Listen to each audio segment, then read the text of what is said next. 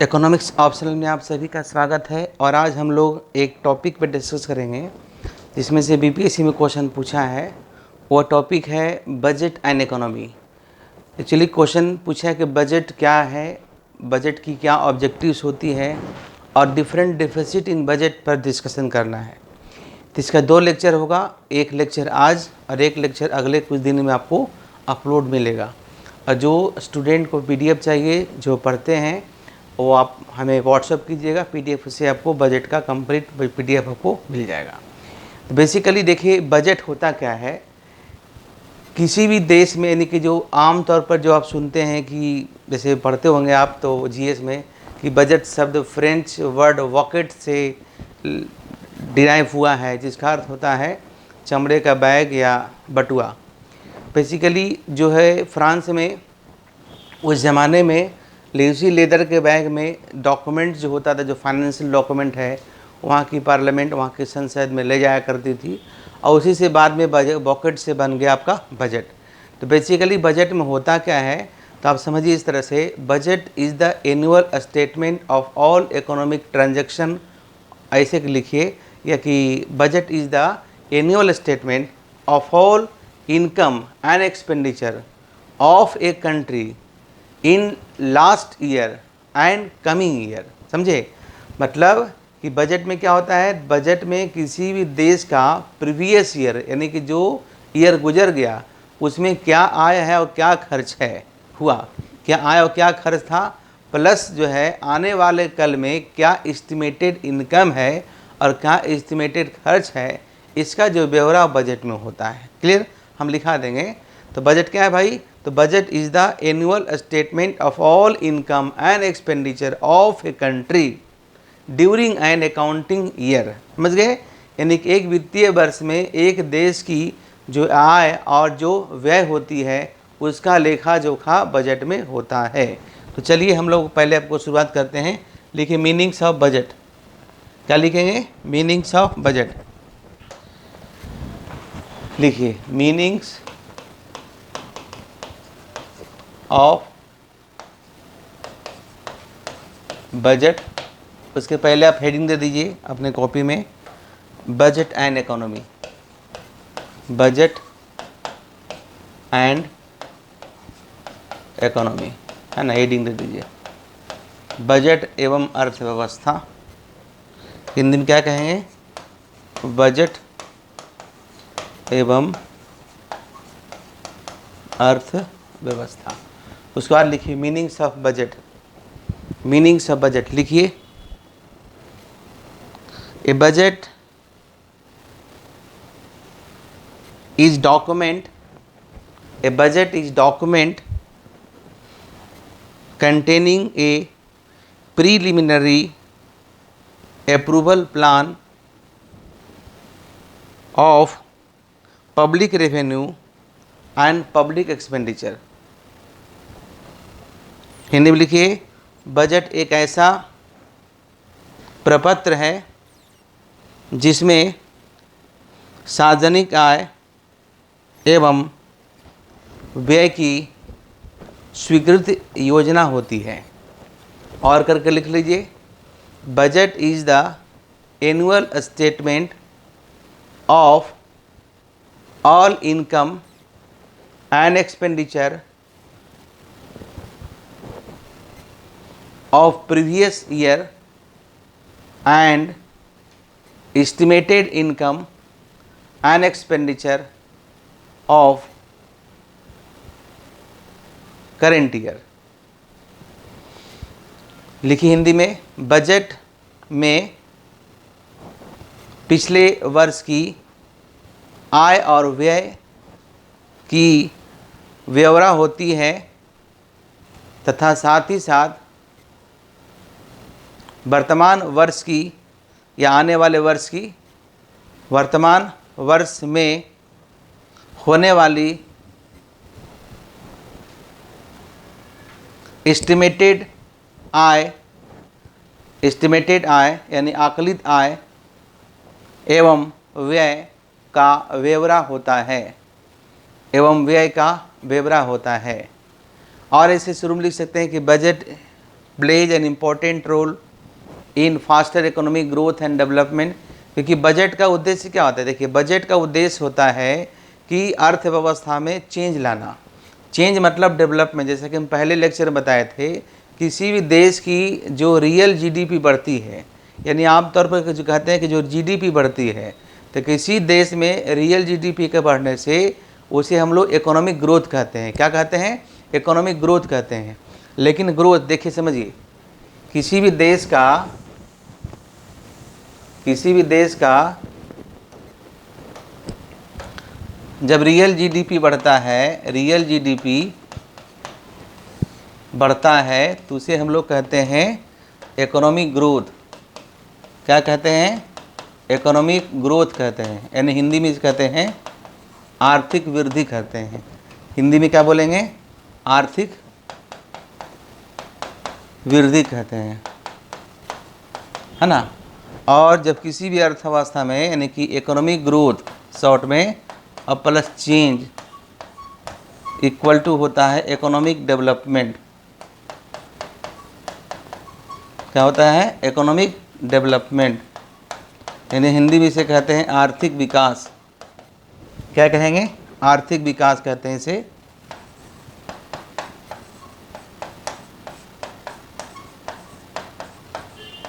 लिख लीजिए। अभी चेंज क्या होता है, तो देखिए चेंज का मतलब क्या, तो चेंज यहाँ पर मतलब है चेंज हमारे के यहाँ क्या हो, तो चेंज हमारे के यहाँ नौकरी मिले, यानी कि ऐसे ही लिखिए, हमारे के यहाँ अच्छी स्वास्थ्य सुविधा हो, हमारे के यहाँ अच्छी आपका जो है शिक्षा की सुविधा हो, हमारे के यहाँ अच्छे रोड हो, अच्छे हॉस्पिटल हो, अच्छे कॉलेज हो, अच्छे हमारे के यहाँ डैम बने, बिजली घर बने, पोस्ट ऑफिस का निर्माण हो। इस तरह के चेंज जो होती है, अगर होती है अर्थव्यवस्था में, तो उसे हम लोग डेवलपमेंट की बात करते हैं। तो जब भी सरकार बजट पेश करती है तो डेवलपमेंट की बात करती है कि अगले साल हम ये नए सारे चीज़ बनाएंगे। अब सुनते हैं नए ट्रेन चलेगी, नए प्लेन चलेगी, नए एयरपोर्ट बनेंगे, नए रोड बनेंगे, नए स्कूल बनेंगे, नए कॉलेज बनेंगे। इस तरह की बजट में हर साल बात आपकी होती है।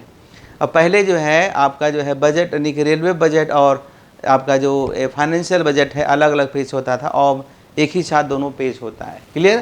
समझ गए? अब देखिए आपके मन में सवाल होगा कि सर रियल जीडीपी क्या है। बेसिकली देखिए, जब जीडीपी पढ़ते हैं तो जीडीपी को अगर हम बेस ईयर पर मेजर करते हैं, अभी का बेस ईयर कितना है, अभी का हमारा का जो बेस ईयर है 2011 है। तो जब जीडीपी को हम लोग बेस ईयर पर मेजर करते हैं तो उसे हम लोग कहते हैं रियल जीडीपी, यानी वास्तविक सकल घरेलू उत्पाद हिंदी में कहते हैं। और अगर हम करेंट ईयर पर हम मेजर करते हैं जीडीपी को, तो उसे क्या बोलते हैं? उसे हम लोग कहते हैं नॉमिनल जीडीपी। क्या बोलते हैं? Nominal GDP. ऐसा क्वेश्चन इंटरव्यू वगैरह में पूछा जाता है, रियल जीडीपी और नॉमिनल जीडीपी में क्या अंतर है। तो याद रखिए कि जब जीडीपी को हम बेस ईयर पर मेजर करते हैं तो उसे क्या कहते हैं? उसे हम लोग कहते हैं आपका रियल जीडीपी। और जब हम जीडीपी को करंट ईयर पर मेजर करते हैं तो उसे हम लोग कहते हैं आपको नॉमिनल जीडीपी। याद रहेगा। देखिए आपने क्या सीखा? Real GDP, nominal GDP, economic growth, economic development, जैसे जो है कलमजी यानी कि कॉम्प्लेक्स शब्द को आप आसानी तरीके से समझे। अब देखिए आगे क्या लिखना है कि बजट की क्या भूमिका होती है। तो आप लिखिए role of the budget in economic growth and development. आर्थिक वृद्धि एवं विकास में, या इसे लिखिए ना, आर्थिक विकास में बजट की भूमिका। आर्थिक विकास में बजट की भूमिका। तो चलिए कुछ पॉइंट्स हम लोग डिस्कस करते हैं। आप कुछ पॉइंट आप अलग से भी अपने हिसाब से ऐड कर, लेकिन मैं एक फ्रेम बना दूंगा। तो इतना लिखने के बाद, थोड़ा सा इंट्रोडक्शन लिखने के बाद, आप पूरा जो रोल आपको है 5-10 जितना आप लिख सकते हैं, इसकी भूमिका को तलाशेंगे और लिखेंगे। क्लियर? तो चलिए 1 2 3 करके लिखिए। पहला लिखिए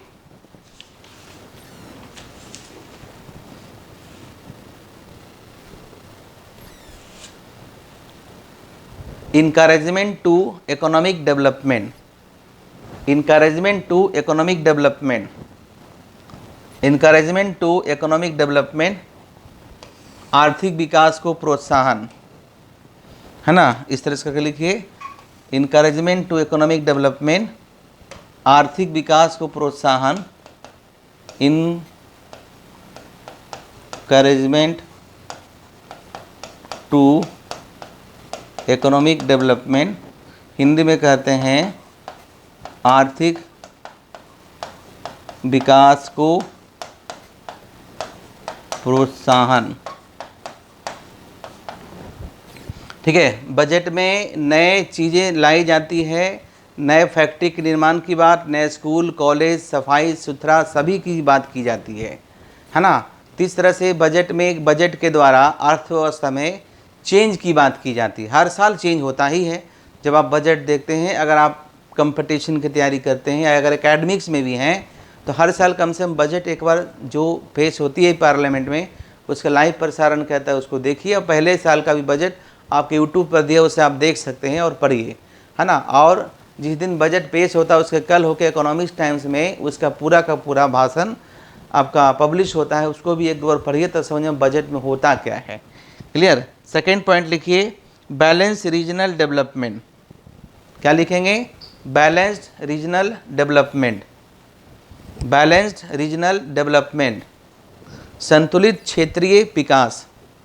संतुलित क्षेत्रीय विकास, जैसे भारत एक फेडरल स्टेट है जहाँ पे केंद्र सरकार राज्य सरकारें होती है। अब केंद्र सरकार जब बजट पेश करती है तो उसमें देखा जाता है कि कौन सा राज्य पिछड़ा हुआ है। तो जो राज्य पिछड़ा हुआ है उस पिछड़े राज्य को कुछ विशेष सुविधा दी जाती है, कुछ विशेष पैकेज दी जाती है ताकि वो भी मुख्य धारा में आए। इसी क्रम में सुनते होंगे हमारे मुख्यमंत्री लगातार डिमांड करते रहते कि बिहार एक पिछड़ा राज्य है, इसको भी कुछ विशेष सुविधा मिलना चाहिए। हालांकि आज तक मिला नहीं, ताकि ये भी मुख्य धारा में आए। क्योंकि बिहार ऐसा शुरू से नहीं था, जब देश को आज़ादी मिला उसमें बिहार ऊपर से चौथा पोजीशन पे था, आज भले नीचे से पहला नंबर पे है।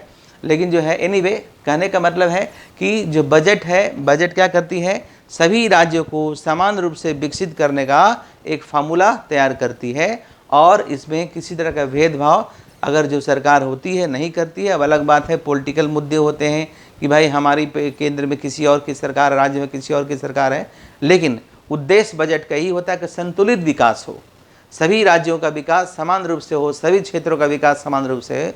उसी तरीके से कोई राज्य सरकार बजट पेश करती है तो सभी जिला के बारे में सोचती है, सभी लोगों के बारे में सोचती है, सभी जाति धर्म के बारे में सोचती है और सोचती है कि क्या कमी है, जो कमी है उस कमी को बजट में पूरा करने का प्रयास किया जाता है। ठीक वैसे ही जैसे हर साल एक फैमिली का अपना बजट होता है, उसमें देखते हैं हर साल वो सुधार करते हैं ना, कि डेंटिंग कराना है घर का, पेंटिंग कराना है, बहन की शादी है या बेटी की शादी है, बच्चे की पढ़ाई लिखाई है या फिर प्लास्टर करवाना, इस तरह के हम लोग सोचते हैं कि नहीं। तो उसी तरह से आपका जो है सरकार भी जो है हमेशा सोचती है कुछ ना कुछ अर्थव्यवस्था में पॉजिटिव चेंज लाने का। ठीक है, तीसरा पॉइंट लिखिए, आय एवं संपत्ति का पुनर्वितरण, redistribution of income and property. आय एवं संपत्ति का पुनर्वितरण।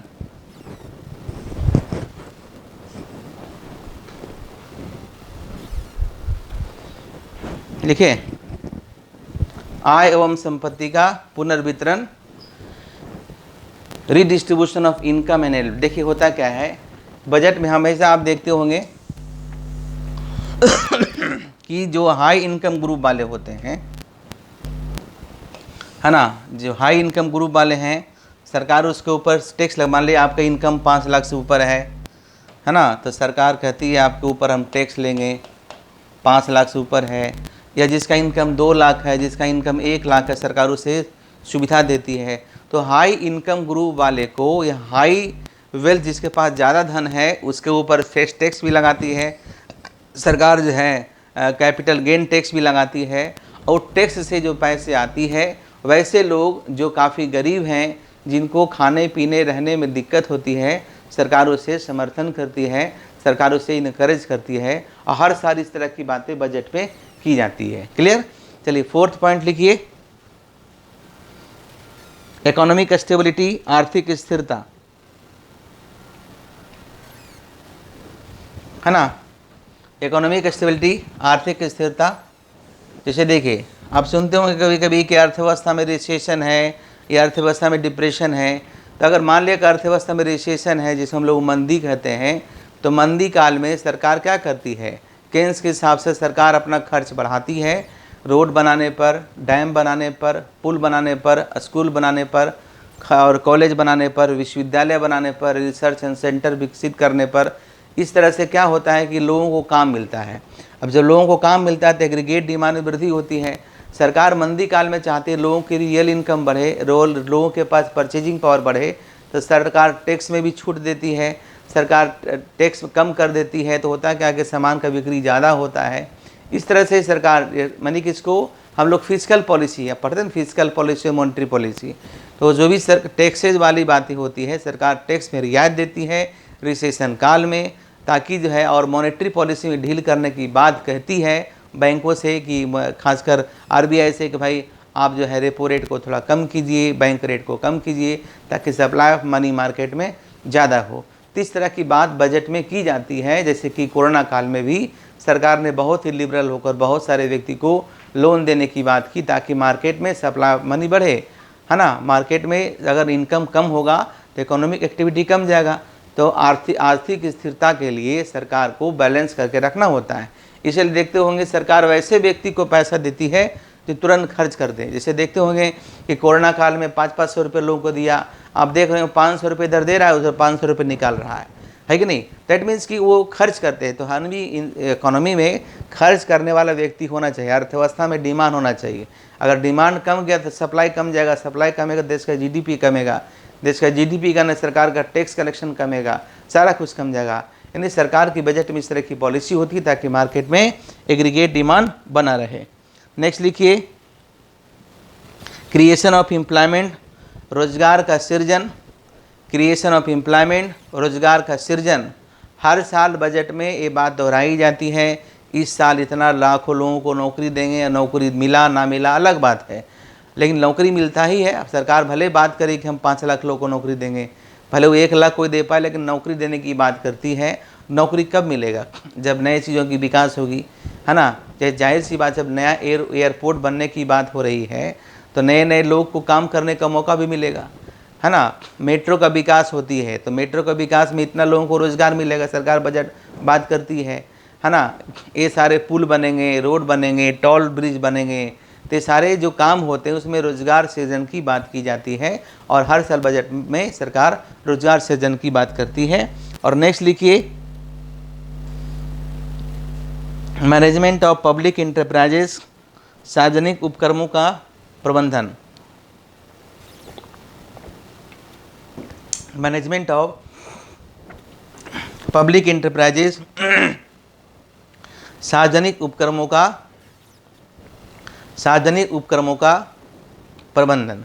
इसमें क्या आते हैं, जैसे रेलवे है, पोस्ट ऑफिस है ना, यानी जिसको डाकघर कहते हैं, एयर इंडिया था अब है नहीं, अब टाटा ने खरीद लिया, इस तरह के नालको है, बालको, बहुत सारे फैक्ट्री सरकार की है।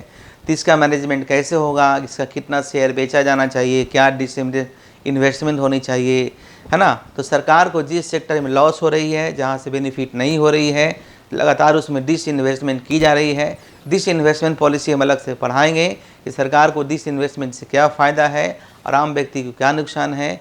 देखते होंगे कि LIC जैसे सरकार की इंटरप्राइजेज है, इसके भी शेयर बेचे जा रहे हैं, है ना। ये सारी बातें हर साल बजट में सरकार कह देती है। जैसे आपने देखा होगा पिछले साल की बजट में कही गई थी कि बैंकों को जो है, सरकारी बैंकों को निजीकरण किया जाएगा, LIC को भी बहुत सारे शेयर बेचे जाएंगे। उसके बाद आपको कहा गया था एयर इंडिया को प्राइवेट किया जाएगा, यानी प्राइवेट के हाथों में बेच दिया जाएगा। तो ये सारे काम कर दिए गए, है ना। तो बजट में ये सारी बातें की जाती है। अब जो है इसके बाद जो है, और भी अगर आपको याद ना रहे तो देखिए एक टर्म बता दूं। एक हम बात करते हैं कि जो बजट में, हर साल के बजट में ही बात होती है कि बुनियादी सुविधाओं का विकास करना।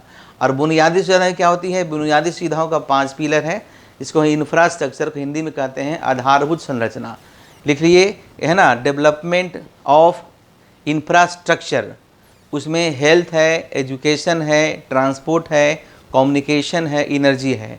इन सभी चीज़ों को विकास करने की बात की जाती है हर साल के बजट में। बेसिकली बजट में ये सारी बातें आपकी होती है। बजट की भूमिका क्या है? तो बजट की भूमिका यही है कि हर साल सरकार यही चाहती है कि ज़्यादा से ज़्यादा विकास हो, ज़्यादा से ज़्यादा लोगों को रोज़गार मिले। यानी कि बजट का ऑब्जेक्टिव होता है इकोनॉमिक एक्टिविटी को बढ़ाना। इकोनॉमिक एक्टिविटी बढ़ेगा तो सारा, जैसे जिस तरह से देखिए है क्या ना, देखते होंगे बहुत सारे दुकान में, यानी कि देखिए ना, मॉल का एग्जाम्पल लीजिए। मॉल में ट्रांजैक्शन ज़्यादा क्यों होता है? क्योंकि मॉल में प्रॉफिट का मार्जिन कम होता है, तो ट्रांजैक्शन ज़्यादा होगा तो सारा काम हो जाता है। किसी भी दुकान में देखिएगा खूब बिक्री होता है लेकिन मार्जिन कम, सारा काम हो जाता है। तो उसी तरीके से देश की सरकार की यह पॉलिसी होती है कि इकोनॉमी हमारा जो है एक्टिविटी बढ़ा रहे, मतलब हमेशा अर्थव्यवस्था में बूम रहे। लेकिन हालांकि बूम तो रहेगा नहीं, तेज़ी मंदी आती रहती है, लेकिन अर्थव्यवस्था डिप्रेशन में न जाए। अब रिसेशन में गई है तो रिकवरी तुरंत हो जाए। तो इस तरह की सरकार पॉलिसी आपको बनाती है। बजट का जो अगला हम पार्ट बताएंगे उसमें आपको बजट का 3-4 पार्ट होगा, क्योंकि मैंने बस थोड़ा सा बताया है, तो उसमें आप जो है काफ़ी अच्छे तरीके से देखेंगे। हम लोग नेक्स्ट क्लास में बात करेंगे कंस्टिट्यूएंट ऑफ बजट की बात करेंगे। क्या बात करेंगे? कंस्टिट्यूएंट के बजट की बात करेंगे। ये वीडियो भी आज ही मैं अपलोड कर दूंगा रात में, तो अब 3-4 वीडियो इसका बनेगा। सभी वीडियो को बनाकर आप एक अच्छा सा क्वेश्चन बना सकते हैं। थैंक यू, धन्यवाद।